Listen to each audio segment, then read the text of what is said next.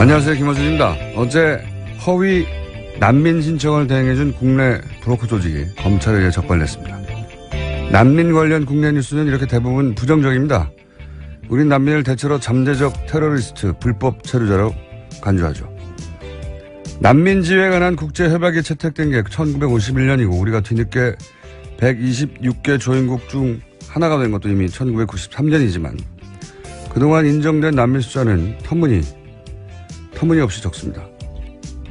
작년 한 해 우리가 전 세계에서 받아들인 난민 총합이 100명이 안 되고 그나마 가족 재결합을 제외하는 60여 명. 참혹한 내전을 겪은 시리아는 1명입니다. 독일이 작년 한 해 수용한 난민이 28만 명.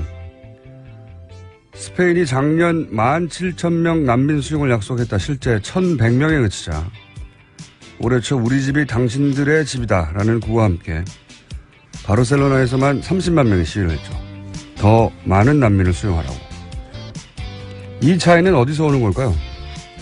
독일이 시리아에 빚진 게 있는가? 오히려 시리아는 6.25 때 우리나라를 지원했던 국가입니다. 빚은 우리가 있죠. 그럼 돈 때문인가? 우리 경제가 독일의 28만 분의 1은 아니잖아요. 스페인보다 우리 GDP, GNI가 더 앞섭니다. 그렇다고 지리적 문제인가? 우리 인접국 난민도 우리는 잘 안 받습니다. 이 차이는 어디서 오는 것인가? 우리도 세계 일부라는 연대식 자체를 배우지 못한 것인가? 우리 스스로를 여전히 약소, 변방국이라 여기는 왜소한 자의식 때문인가? 나만 살면 된다는 정글, 자본주의의 당연한 결과인가? 뉴스공장은 앞으로 이 질문을 끊임없이 던지고 그리고 그 답을 함께 찾아가 보겠습니다. 김어준 생각이었습니다.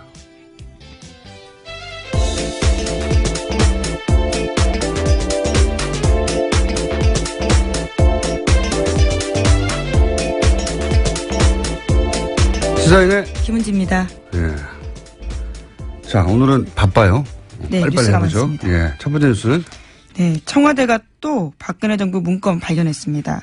어제 500건 추가로 나와서 공개했습니다. 또? 네. 계속해서 나오고 있습니다. 예, 매일매일. 예, 청와대발 단독 특종입니다.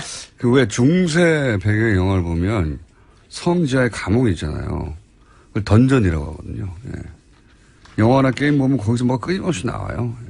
던전 청와대. 예. 그렇게 불러야 되겠어요? 뭐가 나왔습니까? 네, 어제 내용들을 좀 일부 공개했습니다. 가장 눈에 띄는 것은 보수 농객 육성 프로그램 활성화 등 홍보 역량 강화, 보수단체 재정 확충 지원 대책, 상대적으로 취약한 청년과 해외 보수 세력 육성 방안과 같은 내용들이 있었습니다. 또 박근혜 정부는 2015년 7월 달 이병기 비서실장 주재 수석비서관 회의에서 신생 청년 보수 단체들에 대한 기금 지원을 적극 검토하라고 지시하기도 했습니다. 한마디로 돈 주라는 거네요. 네, 보수 세력 지원하라는 거죠. 보수 세력, 있는 보수 세력을 지원하라라기보다는 뭘 단체를 새로 계속 만들라는 거예요. 돈 주고 이게 사실은. 예. 그리고 그 대통령 시정연설 때 저희가 한번 다룬 적이 있는데 시정연설 때 박수부대가 동원됐다. 네, 2015년 10월 달이었습니다. 네, 대통령 시정연설 때 박수부대가 동원된 건 전무후무할 것이라고 했었던 그 박수부대의 청년 무슨 센터들 뭐 무슨 세상. 네, 2015년 10월 달 그때 시정연설할 때요. 한국자유청년맹뿐만이 아니라 청년 리더 양성센터, 청년이 만드는 세상 이런 인사들이 있었다고 합니다. 네. 이게 이제 돈 주고 만들어서 대통령 시정연설에 동원하고 나중에 태극기 집회에 이런 단체들이 또 이름을 올리고 그런 거죠. 네. 그리고 나서 이런 단체들이 또 끊임없이 진보적인 활동들 혹은 인사들 단체들을 고발을 합니다. 그러면 또 검찰은 바로 수사를 해요. 네, 굉장히 괴롭히죠. 재빠르게 수사했습니다. 예. 그런 거죠. 예. 돈 주고 만들어서 박수부대로 쓰고 그 사람들을 시켜가지고 반대 세력을 고소고발하게. 검찰에 고소고발되면 아무리 작은 사안도 결국 무죄가 날 사안도 시간 돈을 계속 뺏기거든요. 예.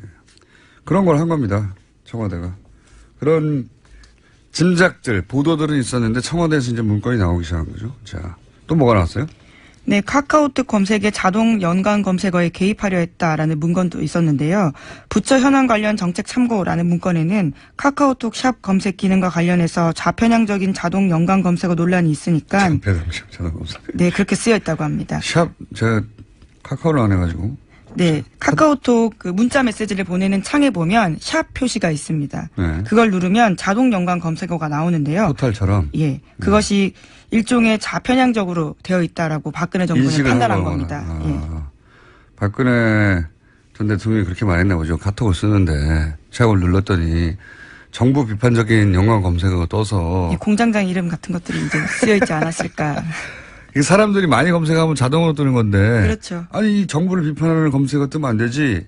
이건 거꾸로 얘기하면 검색어를 조작하라는 얘기잖아요. 예. 향후 포털 검색어 이거 한번 반드시 들여다볼 필요가 있다. 저는 그렇게 생각합니다. 네, 관련해서 포털 관련 내용도 있는데요. 포털 뉴스 서비스의 사회적 책임 강화 방안이라는 언급도 있습니다. 여기에는 언론사로서의 위상 부여 여부와 포털의 수익 환류 제도와 추진 검토, 일종의 포털을 손보겠다라는 뜻으로도 해석할 수 있는 부분입니다. 그렇겠죠. 예. 얼마나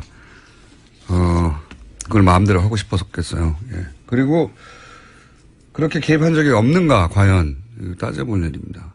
모든 언론은 언론사를 개입하는 게 더 어려운 거예요.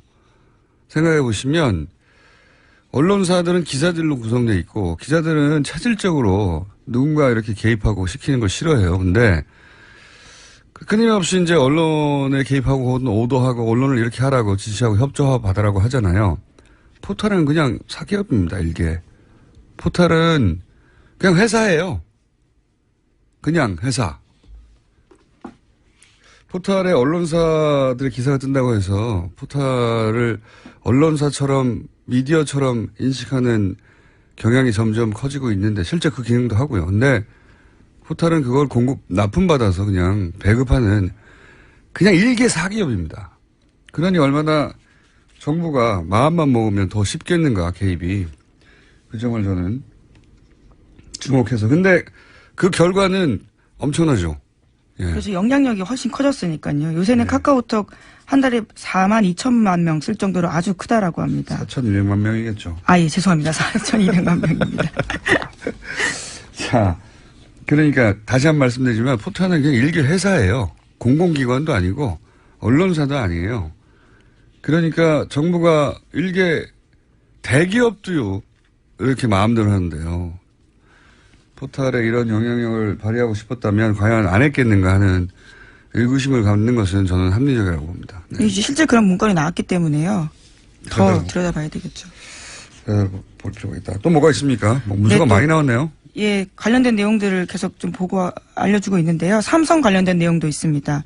삼성물산 합병과 관련된 내용인데 문건에는 국민연금의 의결권 행사에 개입할 것인지, 정부가 개입한다면 의결권 방향은 어떻게 설정할 것인지 관한 것이 있고요.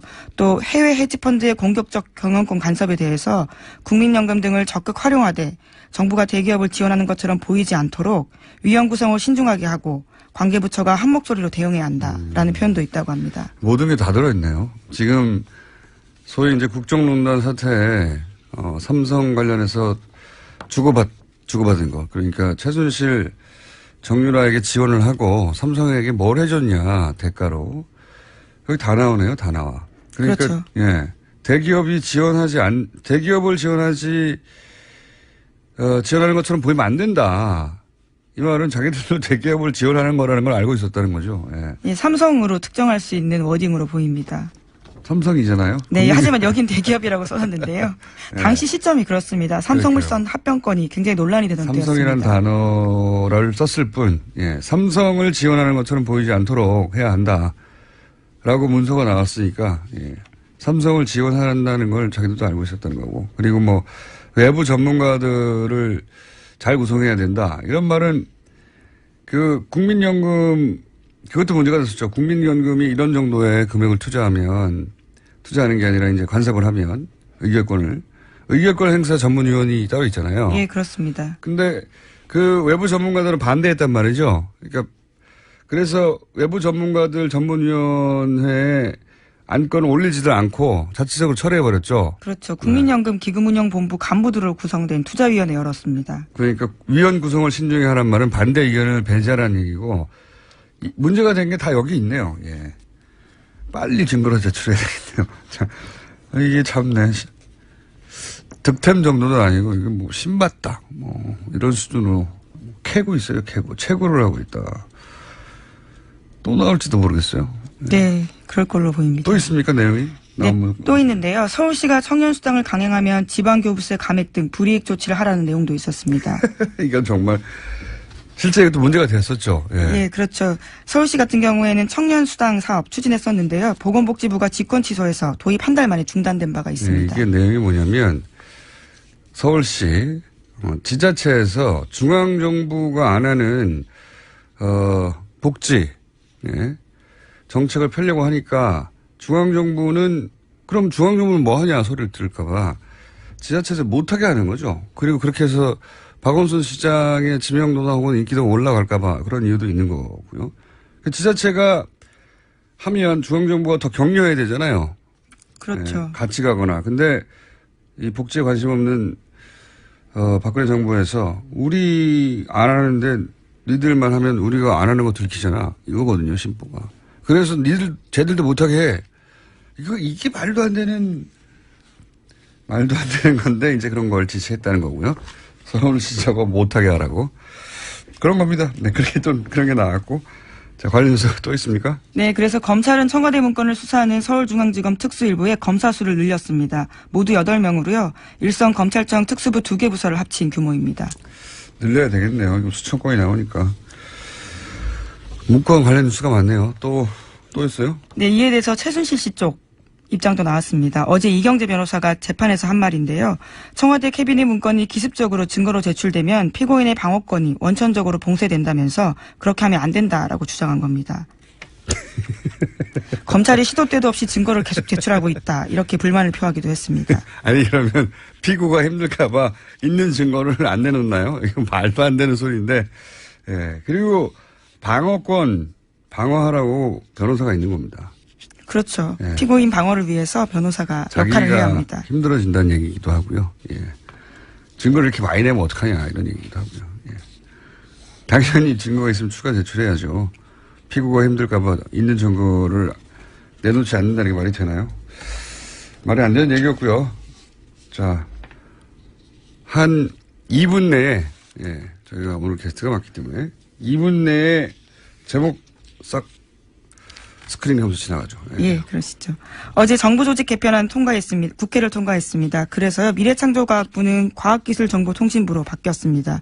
또 중소기업청과 국가보훈청은 장관급으로 격상됐고 국민안전처가 없어졌습니다. 소방청이 독립해가지고 외청이 됐죠. 네. 경호실은 격하됐고요. 낮은 경호하겠다라는 대통령의 의지가 나온 거죠.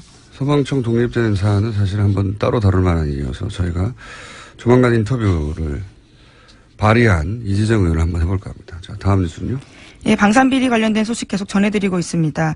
하성룡 항공우주산업 대표, 그러니까 카이 대표가요, 2012년 새누리당 대선 후보 경선 때 박근혜 후보에게 거액의 정치 후원금 냈다고 경향신문이 아침에 보도했습니다. 네, 방산비리 카이 계속 나오고 있는데 박근혜 후보하고 잘하지 않냐라고 말했던 분인데 이분은 이제 비리가 내부 횡령 비리가 10억 대가 있었는데도 불구하고 어떻게 대표가 됐지 했더니 뭐 이런저런 뒷이야기들이 지금 나오기 시작하네요. 네.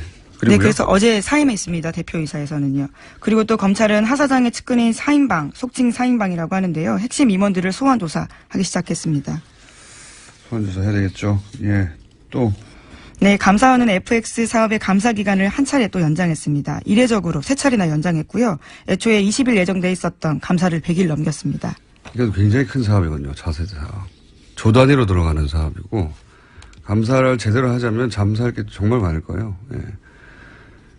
이게 10조 단위가 넘어가는 사업이라 뭔가 돈이 100억대가 새도 잘 보이지도 않는 사업이에요. 그런데 몇백억씩 샜겠죠. 그리고 그 새는 곳이 다 국내도 있지만 해외도 많아요. 해외로 돈이 나가는 사안까지 체크하려면 감사 기간이 길어지겠죠. 예. 하나 정도 더 하고 지나갈 것 같습니다. 네, 판사 블랙리스트 의혹 규명을 요구하면서 현직 부장판사가 사표냈습니다. 최한돈 인천지법 부장판사인데요. 전국 법관 대표회의에서 판사 블랙리스트 등 조사하기로 한 현안조사위원장이었는데요. 이번에 사표를 낸 겁니다. 그렇군요. 이 사안은 저희가 현직 판사님 한 분을 저희가 3부에서 현직 판사, 전직 판사들은 저희가 국회의원이나 또는 백수로 계시는 이정열 판사님이나 아니 사무장이신데요. 판사로 나와서 변호사를 안 하면 백수라고 쳐야 됩니다. 네, 어쨌든 많이 모셨는데 현직 판사를 저희 라디오에 모시는 건 처음입니다. 굉장히 이례적인데 차상환 판사님을 저희가 3부에서 모시기로 하겠고 오늘은 여기까지 하겠습니다. 자, 인사하기 전에 미니 인터뷰.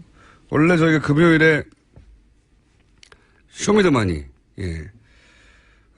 안원구 전 대구청장님과 함께 하는 쇼미더머니 시간이 있는데, 지금 이제 안민석 의원하고 유럽에 가 계시거든요. 예. 그 비자금 추적 때문에. 그래서 미니 인터뷰를 짧게 하려고 이렇게 급하게 달려왔습니다. 여기까지 아저씨 사인의 김은지였습니다. 감사합니다. 자, 이미 연결돼 있군요. 예. 최순실 해외 도피 재산 추적을 위해서 유럽을 방문 중인 우선 왜 안민석 의원님을 연결하죠? 안원구 전장님 얘기인데 안민석 의원님이 지금 잠시 연결돼 있습니다. 안녕하십니까? 네, 대한민국 정치인 최초로 리텐슈테인 조세 피난국이죠. 네네. 리텐슈테인을 방문한 안민석 의원입니다. 리텐슈타인입니다, 의원님. 슈테인이 아니고. 리텐슈테인. 네, 알겠습니다. 어쨌든 방문하셨군요. 굉장히 소국이죠. 지금 현재는 어디 계십니까? 지금 헝가리에 와 있고요. 아, 헝가리요? 제가 리텐슈테인 이야기를 드린 이유는 여기서 이제 금융감독원 담당자를 만났는데요. 리텐슈타인에 전 세계에 블랙머니가 아주 숨겨져 있는 유명한 조세 피난국으로 알려져 있는데요. 도대체 어떤 나라일까 참 궁금했거든요. 조그만 왕국이죠. 왜 그렇게 어떤 국가 정책으로 이렇게 독재 국가라든지 그러니까 돈 많은 부자들의 그 돈을 또 금은 돈을 숨겨주고 있을까? 그런 것들에 대한 설명을 쭉 들었는데 재미있는 것은 앞으로 우리나라 정부 차원에서 예를 들면 이제 금융감독원이나 검찰에서 또 국세청에서 우리나라 사람들 관련한 금융 자료를 요청하면은 어떤 정부 당국 대 당국 차원에서 자료를 공개할 수 있다. 그런 이야기까지 듣고 왔습니다. 아, 그러시군요. 방문해서 대표적으로 뭐 여러 번 방문하셨지만 이번 방문에서는 주요하게 어떤 일을 하셨습니까? 두 가지인데 첫째는 최순실 은닉재산 추적 이제 기존에 쭉 해왔던 거죠. 제가 이번에 4번째 독일을 왔거든요. 이 최순실의 독일의 은닉재산을 추적을 지속적으로 하는 것 하고요. 두 번째로는 이 최순실 은닉재산의 최초의 뿌리 출발점으로 추정되는 박정희 비자금의 존재 이것에 대한 단초를 얻기 위해서 왔는데요. 독일 프랑크푸르트에서 난 교포에게 아주 흥미로운 제보를 받았어요.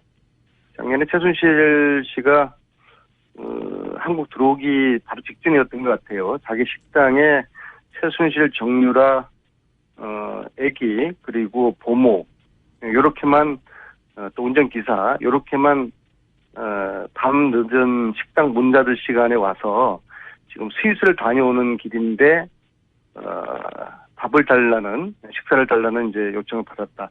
아마 자기 생각으로는 지금 보니까 스위스 은행을 다녀오는지 않았나 그렇게 의심된다. 그러한 이제 제보도 받았고요. 또 1976년도에 박정희 시대죠. 박정희 시대에 스위스의 외환은행 사무실이 개소됐다는 그런 이제 현지 교포은행가의 제보를 받아서 쭉 추적을 했는데 사실로 확인됐고요. 마침 이번에 스위스 쭈리히에서 그 외환은행 사무소가 있던 그 건물을 이제 확인을 했어요. 재미있는 것은 이 외환은행 사무소 76년도에 개소됐던 이 사무실 위치가 프레이저 보고서에 나오는 박정희 스위스 비밀 계좌가 있었다고 하는 유나이티드 뱅크 UBS 예. 거기와 도보로 한 5분 거리에 위치해 있더라고요. 가까웠다. 76년에 왜 사무실을 이렇게 개설했을까? 이거 좀 확인돼야 되고요. 그래서 좀 이건 특별법 없이는 70년대 이런 사항을 확인을 정확하게 하기가 어려운 그런 한계가 있죠. 그래서 특별법이 꼭 필요하다는 생각을 알겠습니다. 하게 되었습니다. 의원님, 네. 옆에 안한군 총장님 계십니까? 옆방에 있습니다. 아니, 원래 저희가 안한군 총장님과 통화하기로 했는데, 안민석 의원님과. 아니, 우리가 지금 네. 2,000km를 최순실 루트를 따라서 독일, 스위스, 리텐슈테인, 오스트리아, 헝가리 5개 나라 2,000km를 지금 달려왔거든요. 차와 기차로. 그래서 공장장도 우리 격려를 해줘야지 이렇게 웃으면은 이건 뭐 네, 고생하셨습니다. 하늘이 무너질 듯해요. 하늘이 무너질 듯. 그렇게 하시죠. 예. 웃지 말고. 예. 웃지 마. 자, 의원님 잠시 계시고요. 안한군 총장님 좀 바꿔주십시오. 총장님. 예, 안녕하십니까. 네. 저희가 총장님하고 통화하려고 그랬는데, 안민석 의원님이 많은 시간을 뺏었습니다. 지금, 최순실 은닉 재산은 어떻게 되어가고 있습니까? 찾으신 게 있습니까? 또 추가적으로? 예, 지금, 몇 군데 지금 확인이 되었고요. 근데, 요번에 이상한 점은 이미 최순실 재산 일부가, 예. 누수가 되고 있다는 정황을. 누수요? 예. 지금 우리가 현행 법상으로 범죄 수익으로 확정이 돼야 몰수를 할 수 있지 않습니까? 예, 예. 그런데 지금 최순실 재판이 지금 진행 중에 있고요. 예. 근데 현행법으로도 일단 확인되기 전에 예. 그런 정황이 있으면은 확정된 보존함이라는 그런 조치를 취해서 재산 누수가 되지 않도록 해야 되는데. 누수, 예. 새지 않도록, 예.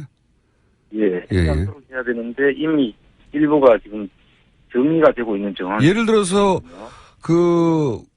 이미 밝혀진 그때 구매했던 호텔이나 이런 부동산이 있지 않습니까? 그 이전의 것 말고, 국정농단 사태 와중에 밝혀진 그 호텔 같은 경우는 어떻게 됐습니까? 그래서 지금 그런 게 일부가 지금 팔렸는 것으로 지금 저희들이 확인이 되고 있고요. 팔아서 현금화를 했나요? 재산들은 현금화된 것으로 보입니다. 누구한테 팔았죠? 이 재산을 형성할 때 예. 저희들이 추적해오는 그 부분들을 조력했던 그 팀들의 일부 회사에서 취득한 것이 아니라 지금 그러면 이는 되지 않았지만.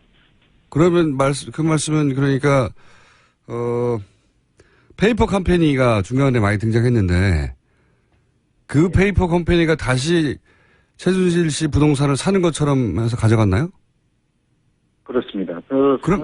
주체들은 이 재산을 형성하는 과정에서 예. 도와준 세력들이죠. 그러면 최순실 씨가 도로 가져간 건 아닙니까? 이름만 바꿔서? 뭐 그렇게도 볼 수 있죠. 그래서 이제 정확한 내용은 일단 조사를 좀 더 해봐야 되겠지만 그렇게 지금 추정이 되고 있습니다. 아하, 최순실 재산이 정리되고 있는 와중인 거군요, 그러니까. 네, 안 국장님, 저희들이 받았던 제보 하나를 소개를 해드릴 것 같아요. 독일에 있는 동포 여성분이요. 네. 이런 제보를 저희들에게 합니다. 잠깐만요, 의원님. 이거 굉장히 중요해서 네네. 혹시 미리 잘 정리한다는 말씀하실 내용 아닌가요? 방송에 나오시려고 미리 비슷한 이야기인데요. 아직 정리 안 된 채 터뜨리신 거 아닙니까? 예. 아니요, 재산 처분하고 비슷한 이야기인데요. 예. 저희들이 받은 제보가 프랑크푸르트의 안 여사라고 하는 분이 자기가 최순실에게 월급을 받고서 어떤 그 가게에서 일을 하고 있다. 네. 그런 제보를 이제 해서 그 안 여사를 찾아가라. 그래서 네. 이제 저희들 쭉 추적해서 그 이제 근무를 찾았는데 그 안 여사가 근무했다는 그 근무는 이미 다른 회사가 들어섰어요. 예. 아마 페이퍼 컴퍼니를 이용해서 어떠한 사업을 했던 것으로 생각되는데 이 방송을 들으시는 독일의 프랑크푸르트에 계셨던 안 여사라고 하시는 분요. 이미 지금 귀국을 했습니다. 국내 한국에 계실 걸로 추정되는데요. 예. 안 여사님은 저희들에게 연락을 해주시면은 최순실의 또 페이퍼 컴퍼니 한 부분을 정확하게 밝힐 수가 있습니다. 알겠습니다. 예. 방송을 지금 스피커로 쓰시는 거군요. 지금 방금 제보자를 찾는. 예. 알겠습니다. 다시 의원님 들어가시고요. 다시 안한구 청장님께 한두 가지 여쭤보겠습니다. 네. 이번에 그 프레이저 보고서에 등장했던 은행 근처에서 지난 시간에서 다뤘던 유경수 여사의 사촌 오빠가 지점장으로 근무했던 스위스 은행 외환은행 지점 혼자서 그러다가 그러니까 유럽 기업과 거래가 없던 70년대에 만들어졌다가 유럽 진출이 활발해진 2000년대에 들어서는 오히려 폐쇄한 의혹이 드는 지점 그 지점에 가보셨나요? 예, 그 위치를 아까 안 의원님 말씀하신 네네. 그 5분 거리에 있다고 하는. 스위스 유니온뱅크와 그 크레딧 스위스 은행이 같이 있거든요. 같이 있는데 거기서 한 5분 거리 정도 남짓한 거리에 있는데 그 건물들이 그 엄청난 우리나라로 치면 명동과 같은 그런 비싼 곳이에요. 그 비싼 곳인데 이미 그 건물도 아마 그 83년도부터 이 보존해야 될 건물로 지정돼서 관리가 되고 있는데요. 그곳에 그 비싼 곳에 스위스 사무소가 있었더라고요. 거래도 없는데. 당시에는 우리나라 거래가 전혀 없는데 그만한 돈을 거기에 투입할 이유가 있었는지와 또 정작 지금은 우리나라 기업들도 일부 있고 거래가 있습니다 한데도 지금 폐쇄를 했거든요.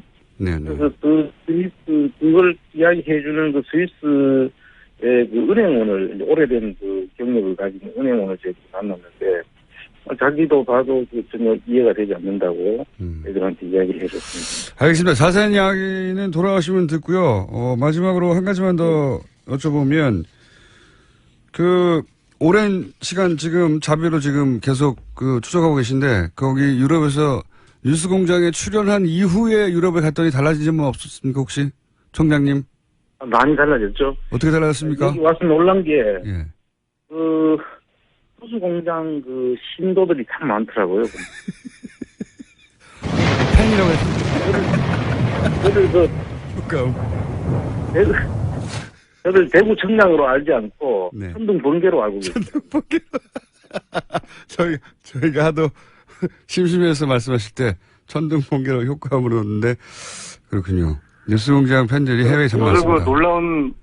저도 놀라운 안민석님의 일을 실감했고요. 그다음에 우리 지구상 동포들은 뉴스공장을 통해서 세상을 읽는구나 확인을 했고요. 근데 이번에 아쉬운 게 그 독일 최순실 재산을 도왔던 조력자로 저희들이 추정되고 있지만은 양혜경 전 삼성 유럽 본부장 이분을 이번에도 역시 만나지를 못했어요. 여러 차례 만나려고 노력하셨던 걸로 아는데 이번에도 못 만나셨습니까? 네네. 저희들이 이제 오늘 밤 지새고 다시 프랑크푸르트로 가거든요. 주말 동안에 프랑크푸르트에 있는데 이 방송을 들으시는 양혜경 씨 그리고 양혜경 주위의 분들은 반드시 이번에 저희들을 프랑크푸르트에 만나 주기를 집 앞까지 갔어요. 그래서 저희들을 이런 식으로 하면은 회피하는 걸로 저희들 볼 수밖에 없는데요. 이번에 꼭 좀 만났으면 좋겠습니다. 양혜경 전 사장님. 꼭 좀 만나주시죠. 준비된 시간이 거의 다 돼버렸는데. 피하는 자 범인입니다. 안한구 청장님 시간을 다 뺏으셨어요. 안민석 의원님이. 자, 두 분 고생하시고요. 언제 돌아오십니까?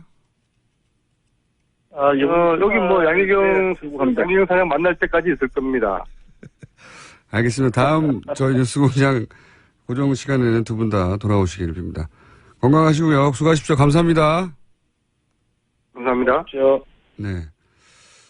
네, 안원구 전 청장님한테 자세히 얘기를 들으려고 했는데 안민석 의원님이 시간을 다 뺏었습니다. 네, 두 분만 남았습니다. 요즘 연일 문건이 청와대로부터 나오고 있습니다. 특종을 청와대가 계속하고 있는데요. 자유한국당은 박수현 청와대 대변인을 고발했습니다.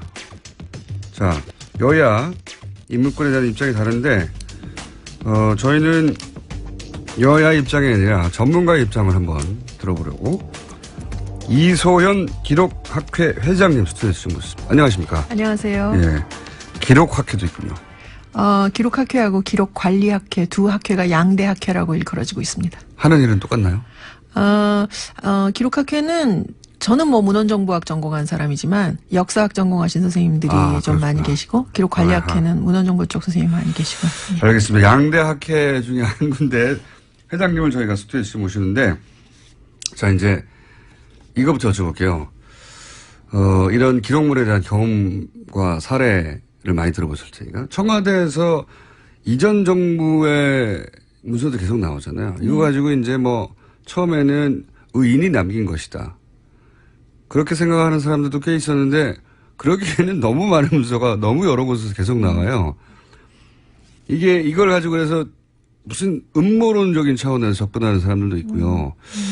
이렇게까지 많이 남길 수가 있는가라는 사람들도 있는데 우선 기록물을 많이 다뤄본 분으로서 이럴 수도 있습니까? 이런 사례들이 있어요? 공공기관에서 예전 문건들이 막 나온다든가? 서울시에서 서울시청사 레노베이션 하면서 직원들이 다 임시공간으로 옮기고 나서 기록연구사하고 학예연구사 서울역사박물관 학예연구사 2명이 2인 1조로 이제 전체를 턴 적이 있는데 조선 총독부 시절 문서부터 나왔습니다. 조선 총독부 1933년 조선 하천조사 연표부터 나왔어요. 그러니까 사무실마다 캐비넷 같은 것들이 항상 거기 있지만 항상 거기 있어서 벽처럼 보이는 가구가 하나씩 있는 거예요.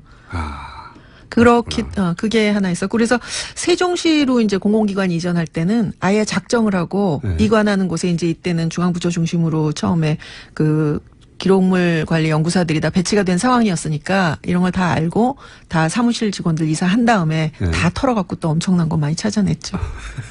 아하. 이거는 흔한 일은 그러니까 매우 드문 일은 아닌데 이제 이 사실에서 우리가 알아야 될 것은 근데 이제 기록연구사들이 매년 일을 제대로 했다면 이게 매년 털어졌어야 되는 거예요. 아하. 처음 갔을 때 터는 거고 그다음에 매년 터는 거고 예를 들어서 부산시 교육청에서 2010년에 재헌의회 의사록이 나왔거든요. 그게 부산에서 나왔다는 거죠. 재헌의회 때. 예. 그러니까 1948년도 재헌의회 의사록이 국회 기록보존소에는 없었는데 부산시 교육청에서 나왔단 말이에요. 그거는 이제 부산시 교육청에 기록연구사가 배치가 돼서 문서고랑 이제 이런저런 공간을 다 털어보니까 뭐가 나왔는데 이제 왜 거기 갔는지는 아무도 모르죠.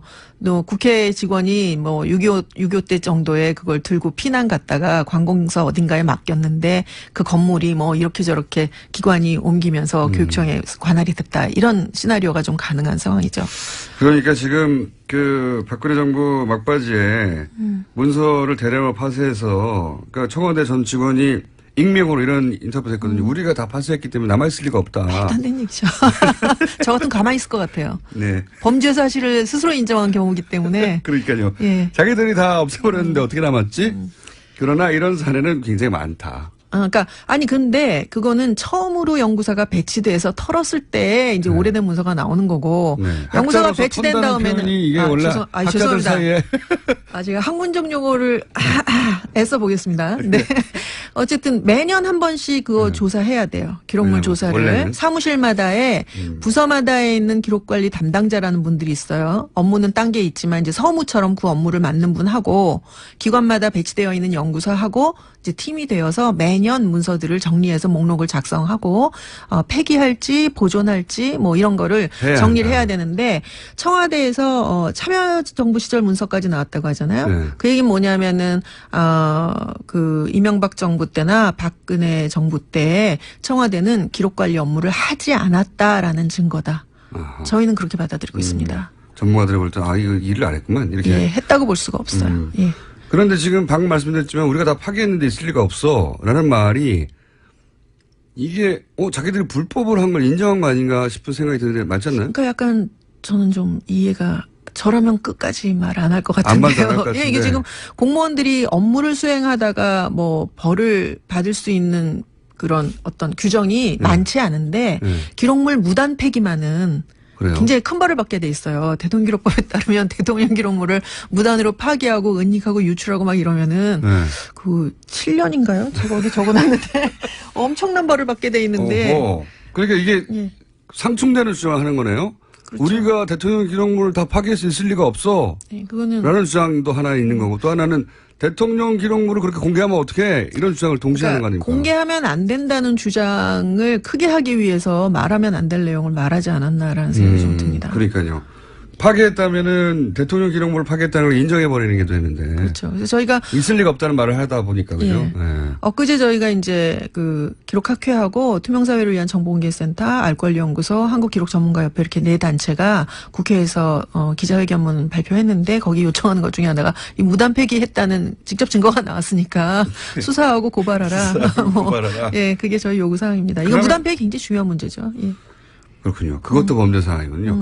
지금 이제 남아있는 문건들의 내용들이 이제 지금 각종 국정농단의 증거물로 쓰여질 수 있을 것 같다는 얘기 또 한편으로 나오지만 또 한편으로는 파기를 했다면 파기했다는 사실 자체도 고발 내용이 되는, 고소 내용이 되는군요. 예, 네. 저희 요구사항이 3개였는데요.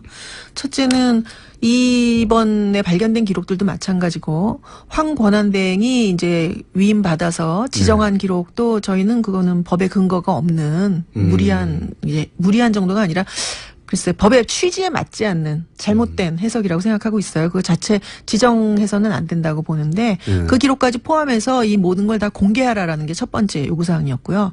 두 번째가 무단 폐기 조사해서 처벌하라. 세 번째는 이 이관 전반적인 진행되는 내용에 대해서 조사해서 또 조사하라. 이게 세 가지가 제대로 요구사항입니다. 되지 않았다 아예. 예, 이게 지금 지난 10년 동안 대통령기록법은 여러 가지 정치적 전쟁 상황 그렇죠. 속에서 아주 너덜너덜해졌는데 이번 일이 아주 뭐 총체적으로 난맥상을 다 보여주는 그런 일이라고 생각하고 그럼 있습니다. 지금 청와대가 자체적으로 이건 공개도 되고 이건 공개할 수 없고 뭐 이렇게 구분 작업을 진행하고 있는 것 같아요. 네. 그중에 일부는 이것은 지금 재판 진행 중인 사안으로 연결되니 검찰에 넘기기도 하고 이런 행위 전체를 지금 야당에서는 불법으로 보고 있지 않습니까? 학회에서는 어떻게 보고 있습니까? 이 대통령기록법의 1조의 법의 목적을 보면 국정 운영의 투명성과 책임성을 위해서 이 법을 제정했다라고 돼 있어요. 지금이야말로 박 전 대통령의 책임을 물어야 할 때인 거죠. 마침 또 법적 책임을 묻는 지금 단계에 와 있고요. 그러니까요. 근데 거기서 굉장히 중요한 단서가 되는 내용들이 나왔다는 거죠. 응? 그걸 이제 공개도 여러 차원이 있죠. 완전히 국민들한테 네. 이 또 학회장 같지 않은 말이라고 하시겠지만 까버릴 수도 있는 거고. 아니면은 뭐 그 단계도 털어서 깐다. 그렇죠. 털어서 깔 수 있는 거고. 그 다음에 뭐 법원에만 제출한다고 하는 거는 완전 공개하는 거랑은 또 아니죠. 별개의 문제죠. 그렇죠. 그러니까 지금 또 뭐 완전히 다 유출한 것처럼 주장하고 있지만 사실은 일부 법적 검토를 통해서 예. 공개해도 상관없다고 자기들이 판단한 거를 열고 나머지는 이런 게 있다라고 이야기한 거지. 이거 유출이라고 말할 수는 없단 말이에요. 그러니까 이런 문제에 대해서 근데 이거를 이제 그러나 만약에 모든 게 다 정상적인 상황에서 저희가 보기에 이것은 대통령 기록을 보호해야 되는 상황이다라고 보는 입장에서 이런 일이 벌어졌다면 이런 거는 좀 법의 취지를 생각해서 보호할 건 보호해달라고 요청하는 기자회견을 저희가 했을지도 거꾸로. 모르겠어요. 네. 그러나 이번 상황은 박 전 대통령이라고 하는 분이 아주 특별한 대통령이잖아요. 아주 특별한 분이죠. 네네. 근데 이런 분이 나올 것을 예상을 못하고 저희가 대통령 기록법을 만들었기 때문에 지금의 법으로는 이번에 벌어진 일들을 굉장히 복잡한 일이라 뭐 한마디로 말할 수도 없지만 지금의 법으로는 이거를 처리할 수가 없다라는 게 저희 입장이에요. 그리고 오히려 지금 벌어진 범죄 혐의를 소명하는데 대통령 책임을 강조하며 만든 기록물 법이니까 그 책임을 제대로 수행하지 못한 대통령이 이런 일이 벌어졌으니 책임을 묻기 위해서 이런 문서는 활용돼야 된다. 대통령 입장에서도 지금 억울하게 지금 이렇게 당하고 있는 측면이 있다면 기록으로 그것을 소명을 해야죠. 그렇죠. 기록은 책임 행정의 도구니까요. 그런데 그걸 그걸 무조건 안 보여주려고 한다거나 그것을 이런 식으로 발견했다고 얘기했다고 해서 막 고발하고 이러면 그분들이 만약에 지금 자유한국당이 이제 박수현 대변인이랑 네. 고발했잖아요. 그분들이 만약에 문서 세단기 이용해갖고 수십 대를 이용해서 파기했다 이런 이야기가 나왔을 때 그 고발도 하고 그렇죠. 이 고발도 하고 그럼 그러니까. 저희가 참 저분들이 기록에 대한 인식이 있으시구나 이렇게 생각해 드릴 수가 있지만 좀 그런 거는 일체 모른 척 하다가 예. 이날 입대껏 벌어졌던 예. 일들 다 모른 척 파쇄한 하다가 거는 박수 치는 거와 마찬가지로. 그리고 내가 파기했다. 예. 심지어는 막 내가 내가 다 파기했는데 발견했을 수 있을 리가 없다. 라고 말해놓고. 이런 말을 해놓고서 이거 고발하는 거는 뭐지 이런 생각 좀 하게 되죠. 뭘 감추고 싶은 거지 이런 생각하게 되죠. 회장님. 네. 저희 방송하고 잘 맞으시는 것 같은데요. 잘 맞는 것 같아요. 네, 목소리도 그러시고. 아하, 그렇군요. 아주 잘 이해가 되고 있습니다. 이런 건 어떻습니까? 지금, 만약에 나온 문서 중에 일부를 아예 인터넷에 공개해서 우리가 볼 수 있게 만든다. 이런 것도 가능합니까? 근데 이제 그게 하려면은 할 수도 있겠다 싶은데 이제 저라면 이제 그렇게 권하지는 않을 것 같아요. 이게 지금 발견된 게 처음에 300건 정도였을 때는 모르겠는데 이게 지금 수천 건에다가 앞으로 또 뭐가 더 나올지 모르는 상황이란 말이에요. 그 중에 일부, 제가 말하는 건. 전 국민이, 알아도 되겠다 싶은 내용. 저도 궁금하거든요, 사실. 공개를 할 수도 있겠죠. 있습니까? 그러니까 공익적인 목적이라든가 또는 자료를 무조건 숨기는 게 자료에 관한 자료를 보관하고자 하는 사람들의 정신이 아니잖아요. 나중에 결국 그렇죠. 활용하려고 하는 것이고. 모든 기록은 전국적으로 공개할 것이 아니라면 굳이 생산해서 관리할 이유가 없다고까지 말할 수 있죠. 결국은 그러니까 나중에 보려고 하는 건데. 지금 문제가 되는 지정기록 제도조차도 이게 뭐 영원히 숨겨두겠다고 영원히 보호하겠다는 제도가 아니라 좀 꺼림칙한 기간 동안에는 가려줄 테니 그거 믿고 많이 생산해라라는 제도예요. 그러니까 그렇죠. 공개를 전제로 한 거죠. 예전에는 정권 바뀔 때만 다 없애버렸기 때문에. 그렇죠. 대통령 만약에 정권이 바뀔 게 염려돼서 꺼림칙하다면 법으로 보호해 줄 테니 문서를 많이 생산해서 차후에도 역사의 기록으로도 참고하고 다음 대통령도 이 회담 때 혹은 이 협정 때는 이런 과정이 있었구나 참고하라 이런 목적 아닙니까? 그렇죠. 문서가 보물이라서가 아니라. 그렇죠. 그런데 지금 제가 이제 이 질문을 드린 이유는 뭐냐면 국정농단과 관련된 일들은 저희 일반 국민 모두가 사실은 관계자거든요. 그렇죠. 네, 촛불 집회에 나가서도 이 국면을 만들어내기도 했고, 그러니까 그거와 관련된 문서 일부는 당장 볼 권리가 있는 거 아닌가 우리가 일부는 뭐 대통령이 아주 비밀스러운 일을 했고 뭐 개인의 신상이 있다든가 그런 거 말고 저희는 사실 성형수술에 큰 관심이 없잖아요. 그런 건 기록물로 없겠죠. 근데 이제 저희가 어쨌든 이 국정농단 사태와 관련하여 그걸 초래한 문서들이 있다. 초래한 내용들. 그건 저희도 국민이 볼 권리가 있다고 생각이 들거든요, 저는. 일단 뭐 공개하시는 안 분들 쪽에서는 뭐 공개 여부를 생각해 보실 수 있을 것 같고요. 학자적 입장에서. 학자뿐만 아니라 전 국민은 정보 공개 청구를 할 자격이 있어요. 그렇죠. 공공문서에 대해서는. 그래서 이미 이 청와대에서 발견된 문서, 이 발견 문서라고도 부르고 캐비닛 문서라고도 부르는 이 문서들에 학회에서는 대해서 뭐라고 부릅니까? 저희도 캐비닛 문서라고 부릅니다. 다른 자료하고 같이 검색되라고. 캐비넷 문서. 캐비넷이라고 하면 안 나올까봐. 그래요? 예. 근데 그 캐비닛 문서들에 대해서 이미 정보공개 청구를 했다고 제가 전해드린 게 두 주체가 이제 정보공개 청구를 했어요. 투명사회를 위한 정보공개센터가 했고, 그 다음에 그 송기호 변호사가 했다고 또 들었는데요. 그럴 법한 분들만 했네요. 그렇죠. 뭐 다른 분들도 다 할 수 있으면 굉장히 쉬워요. 클릭 몇 번이면 착 할 수 있는데 문제는 이제 그 청구를 받게 될 쪽이 아마 대통령 기록관일 것 같아요. 이관을 했다고 하니까. 근데 문제는 대통령 기록관에서 이 기록들을 다 훑어보고 어떤 것이 공개할 수 있는 것이고 어떤 것이 비공개해야 할 것이고 어떤 것이 비밀인지 판단할 수 있는 역량이 될지는 제가 잘 모르겠습니다. 이때 역량이라고 하면 실제 그 지적 능력을 얘기하는 게 아니라 그런 판단을 내릴 이 정치적인 아주 그냥 정치적인 에너지가 아주 꽉 찬 이 공간 안에서 뭐 자유한국당에서는 절대 안 된다고 그러고 여당에서는 하라고 그러고 뭐 그럴 수 있겠죠. 그거를 할 수 있는 그런 그 역량이 정무적 정치적 역량이 없다고 판단해서 질질 끌 가능성이 좀 높다고 생각합니다. 오히려 그리고 책임질 수 지금 없으니까. 좀 애매한 게 지금 또 대통령 기록관장으로 계시는 분이 이명박 대통령이 임명하신 분이에요. 기억하실까 몰라도 2008년에 그 봉화 유출 갖고 이제 생 난리를 그렇죠. 생 난리를 치면서 난리 또 나왔어요. 대통령기록법을 또 한 번도 저는 큰 난리라고 하려고 그랬더니 생난리로. 네네. 생난리를. 근데 그게 대통령기록법에 뭐가 있냐면은 이미 대통령기록관으로 이관한 대통령기록을 좀 보호하기 위해서 예. 대통령기록을 이관하고 나서 전임 대통령이 임명한 대통령기록관장이 네. 관장으로 임명이 돼갖고 그걸 보호하는 책임을 그렇죠. 지도록 돼 있는데 네. 2008년에 그게 봉화 맞겠죠. 유출을 핑계로 바꿔버렸어요? 예, 임상영 관장님이라고 노 전 대통령이 임명한 관장을 고소해서 고발해갖고 결국은 뭐 무죄 판명이 났죠. 내쫓은 다음에 그 이명박 정부 청와대에서 행정관으로 일하시던 양반이 이제 대통령 기록 관장이 됐는데 그 이후로 지금 8년째 아마 8년째 관장으로 계세요. 아, 그런 또. 그러니까 이게 정치적 입장이 개입되지 않다고 볼 수 없죠. 그분 그렇기 때문에 이분이 황교안 권한대행에게 지정 권한을 위임한다라고 하는 결정을 그렇게까지 무리하게 내리게 되는 근거가 아닐까라는 생각을 하게 됩니다. 그런 학자들은 그런 추정할 수밖에 없다. 왜냐하면 이렇게 무리한 걸. 그렇죠. 그렇죠. 왜냐하면 그 위임의 근거로 들었던 법조항이 예. 대통령기록법의 2조예요. 근데 예. 2조를 보면 대통령 기록을 생산하는 대통령에는 당선자와 대통령과 권한대행이 있다라는 조항인데요. 예. 그 조항을 굉장히 무리하게 권한대행이 대통령의 기록도 지정할 수 있다라고 판정 내린 거라 저희는 공식 비공식 경로를 다 동원해서 당시에 안 된다고. 안 된다는 성명은 뭐 이미 이따만하게 발표를 했고요. 이따만하게요? 이따만하게 예. 발표를 했고. 전문용어 굉장히 많이 나오는데. 죄송합니다.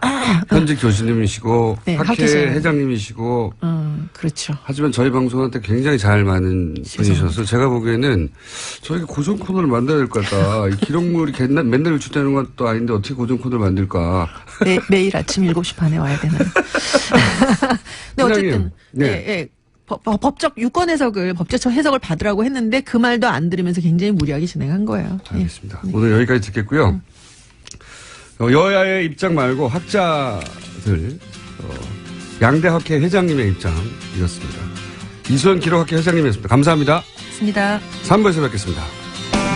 법원행정처가 판사 동향, 성향을 사찰한 블랙리스트를 작성했다는 의혹, 소위 판사 블랙리스트 의혹이 있었습니다. 네, 그 이후 사법부에서는 많은 논란이 있습니다. 이 문제 저희가 오늘 짚어보려고 하는데요. 현직이십니다. 현 전주지법 군산지원의 차성안 판사님 스튜디오에 직접 모셨습니다. 감사합니다. 예, 감사합니다. 좋은 기회 주셔서 감사합니다. 예. 네, 저희도 섭외하면서 현직 판사님이 나오실까 했는데 나오셔가지고 저보고도 뭐 나가지 말라는 충고를 하는 분도 많았는데 그렇겠죠. 예, 그러니까 저로서는 이제 뭐 할 수 있는 것들을 다 했고 이제 그럼에도 불구하고 계속 추가 조사가 거부되는 상황에서 참 뭐 선택할 수 있는 것들이 참 많지가 않아서 아고라에도 뭐 청원을 이제 그러니까요. 아고라에 청원도 직접 하셨고. 저는 이제 전직 판사님들은 이제 정치인 될 걸 하면 제가 스튜디오에 모시곤 한 적이 많은데, 현직 판사님은 법복을 입으시고 이제 높은 데 계신 것만 뵙다 보니까 제가 피고로.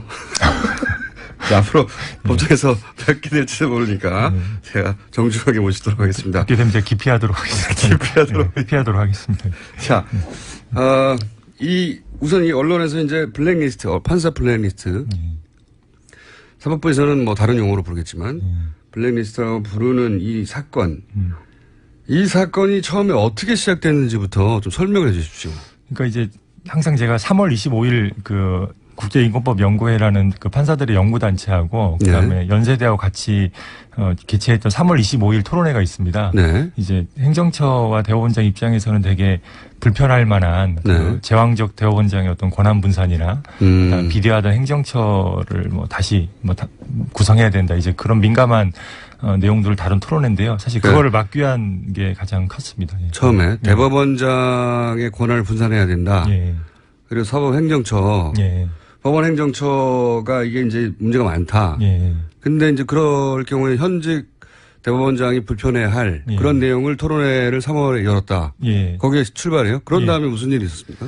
그러니까 이제 그 토론회에서 또 하나 민감한 게 이제 설문조사 결과가 있었습니다. 설문조사. 그 법원 쪽 발표자의 이제 김 부장 판사님이라고 지칭하겠습니다. 그분이 그 전국 법관 3,000명, 그러니까 제가 알기로는 대법원장님 개인 메일까지 포함된 걸로 알고 있는데 대법원장과 대법관들까지 포함된 그 코트넷 내부 메일로 보내는 형태로 3,000명에 대해 설문조사를 했는데 그 내용 중에 예를 들어서 대법원장이나 사법행정권자의 어떤 의중에 반하는 의사표시를 하면 인사상 불이익을 받을 것이냐고 생각하냐 이렇게 물어본 거에 대해서 뭐 80% 이상이 그런 위험이 있다라고 답변하기도 하고 또 뭐 대법원의 어떤 판결, 상급심의 판결에 반하는 판결을 하는 경우 불이익을 받을 우려가 있다는 것도 뭐 40, 50 이렇게 나와서 사실 그런 거는 뭐 1, 2% 사실 나오면 안 되는 게 정상이거든요. 판사가 이제 자기 소신에 따라서 모든 걸 행동해야 되니까 그런 결과가 이제 언론에 공표되는 거를 막고 싶으셨겠죠. 예.